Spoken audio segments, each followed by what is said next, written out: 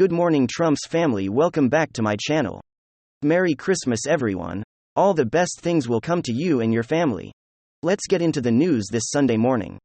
Congress has barred Trump from 2024 from running for president. That is what the news is reporting. CNN committee released his final report says Trump should be barred from office. Fox News House January committee released this final 840,814-page report recommends Donald Trump be barred from running in 2024. And you have just a whole bunch of articles talking about Trump being barred or prevented or banned from 2024. The question, ladies and gentlemen, is that we had record low poverty in 2019. Record low poverty before bureaucrats and media and Democratic governors in the most apoplectic manner shut down economic activity gleefully, in their states. But we had record low poverty and 2019 record highs in household median income. This is a fact. Morally superior, highly educated, liberal Democrats will probably roll their eyes and say, well, so what? You have record low poverty, record highs in household median income, no invasion in Europe. You had negotiated settlements, peace deals, some great achievements in Trump's administration. Now, he even got in the way of, people being able to appreciate what he was able to accomplish, but we had record low poverty, and we had the antithesis of a Lincoln Project foreign policy. If you're on the left, if you're a socialist or communist, you should love Trump. You should love Trump. That's a whole other story. Record low poverty and an anti-interventionist foreign policy. Okay, why would you want to prevent that person from becoming president? If you are on the far left? Definitely. If you're a problem, if you're a Republican man, maybe a Liz Cheney type of Republican, you like the Lincoln Project, foreign policy, are you? That's your take. Never-ending counterinsurgency conflicts is your type of thing. But why would you want to prevent somebody who had a successful presidency? You can say, oh, he didn't take you know what? Seriously. Go look at Andrew Cuomo, and a whole bunch of Democrats and bureaucrats, by the way. They all downplayed what Trump is accused of downplaying initially. And he didn't. That's subjective. He didn't downplay anything. He couldn't control what governors did in their states, and Democratic governors have the worst outcomes for the first year and a half going on, and now they're still at it again. But we had a great presidency in terms of accomplishments. The media melted down Intel, the wonderful Intel community that hasn't been right about anything, really seen any grandiose things since what, Bay of Pigs, Gulf of Tonkin, WMD. You could look at Facebook ads now. All these things take place and then they say, oh, trust us, the fantastic, oh, Trump is bad. Trump is a really horrible person. You have to ask yourself, you're on the right side of history supporting Trump or DeSantis. When Hollywood directors, the Hollywood is the epicenter of immorality on the planet. I'm not talking about the finished product of the movies.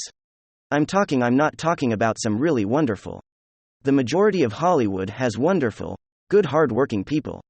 I'm talking about directors, producers, many of whom I'm talking about many people within Hollywood, the epicenter of criminality and corruption, going after Trump along with intel agencies, along with all of media, and the record industry, which is nefarious in and of itself, also. And so you have all of these industries and all of these individuals who are generally on the wrong side of history, going after Trump and saying that Trump is a bad person. It's like you have the worst people calling Trump a bad human being, when they're judging him only on the media meltdown. And we know now from the Twitter files that government agencies were working with liberal Democrats, or far left-leaning officials at Twitter, to silence conservatives, Trump supporters. What side loves censorship? The Democratic Party. That's not hyperbole? That's not an extension, a leap of logic. That's not an absurd leap of logic. Does Trump want to censor anyone? No. Do Democrats? Yes. And then, this is some big news, further exposing just how much a scam that whole Democrat narrative about J6 really is. But that's another issue for another time.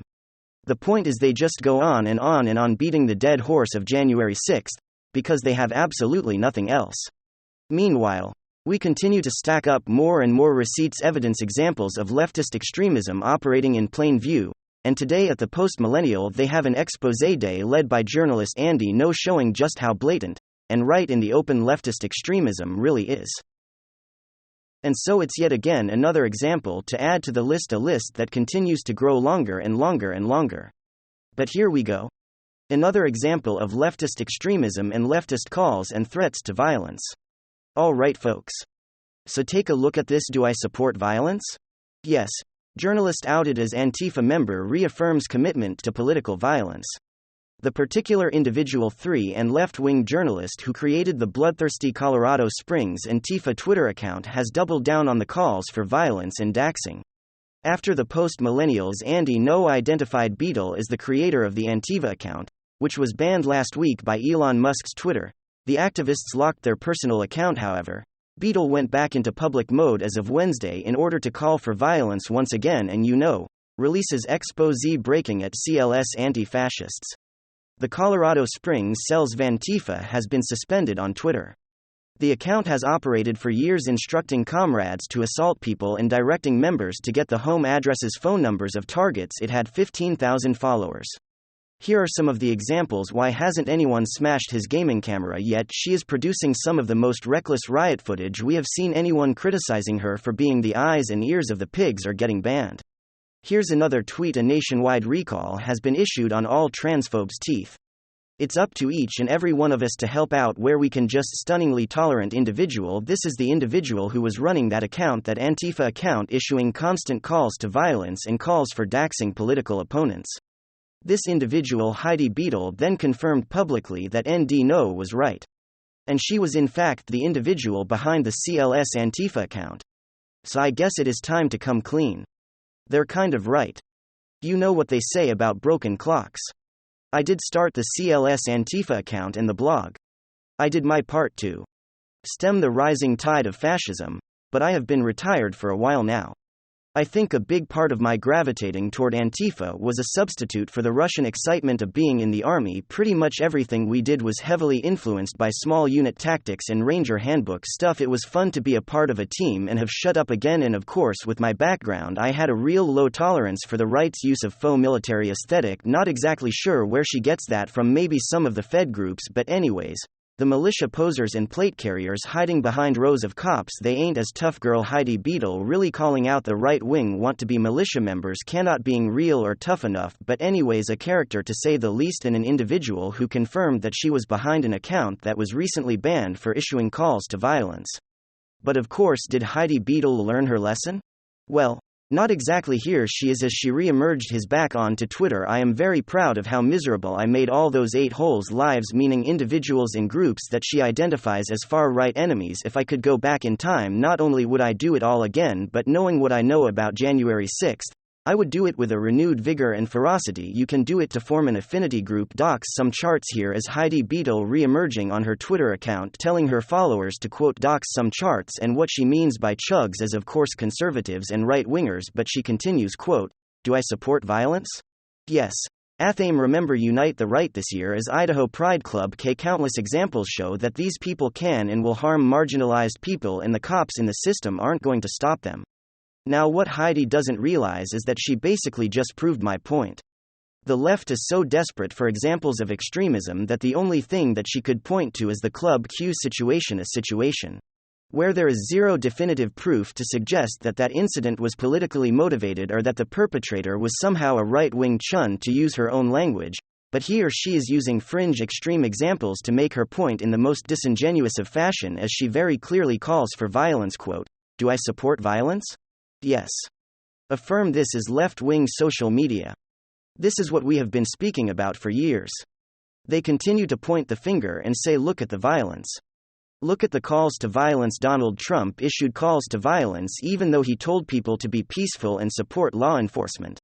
Meanwhile, these lefties are saying F the pigs, F the chugs, let's dox them and commit violence against them.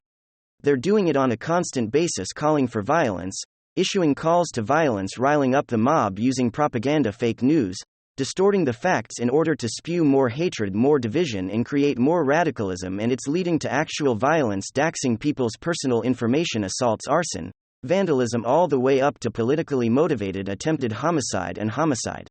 Let's not forget a Bernie Sanders supporting left-winger type stormed onto the baseball field during a congressional baseball match and fired shots at Steve Scalise.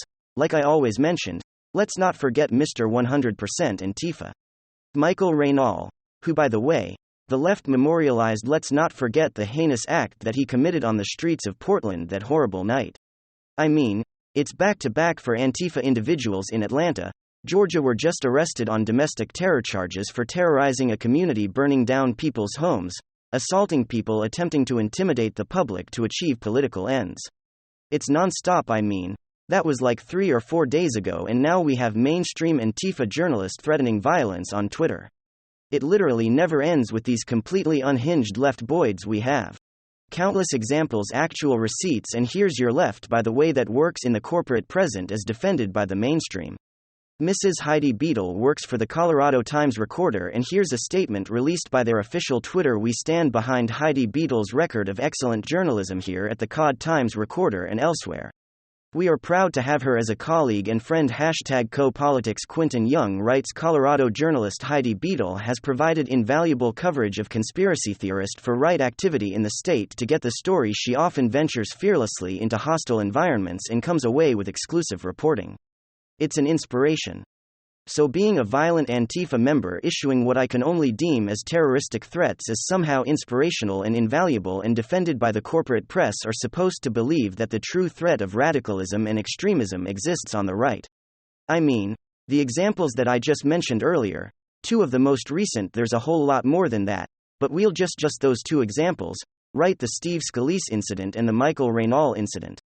Well, those are 2 right off the top of my head. Let's think of a comparable MAGA extremist Chud incident to compare and contrast. Well, probably the closest you're gonna get to an actual concrete example is the Juicy Smokia hoax, the MAGA country hoax. Their narrative is absolute garbage, and here we go once again, another example of a far-left mainstream media, Antifa journalist issuing direct calls to violence and docs on her Twitter account that somehow we're the bad guys. Give me a break.